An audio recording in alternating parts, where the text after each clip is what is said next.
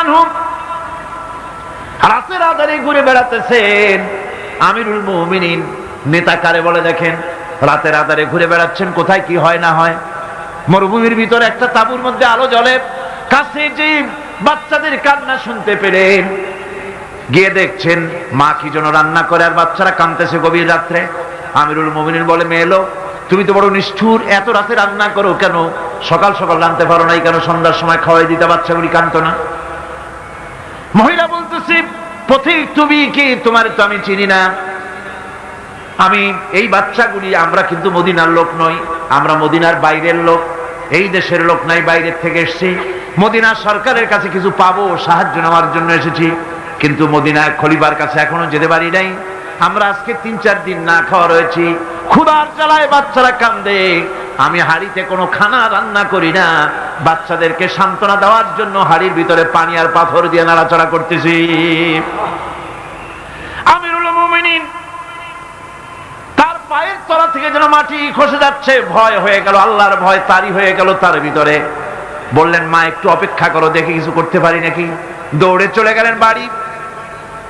বৃদ্ধ আসলামকে ডেকে বললেন, বাইতুল মালের দরজা খোলো, বস্তা নিয়ে আসো, আটা ঢুকাও, পেঁয়াজ ঢুকাও, রসুন ঢুকাও, তরি তরকারি ঢুকাও। ঢুকানো হয়ে গেল, বস্তা মুখ বান্ধ।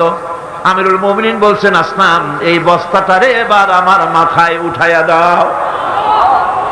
হযরত আসলাম বলেন, হুজুর এই বস্তা বহন করার জন্য আমি খাদিম তো হাজির আছি, আপনি নেবেন কেন? আমিরুল মুমিনিন বলছেন, দেখো যেই দৃশ্য আমি দেখে এসেছি, কিয়ামতে আমারে আসামি বানানো হবে, তোমারে বানানো হবে না, কাজী আমার বোঝা আমার মাথায় উঠাও।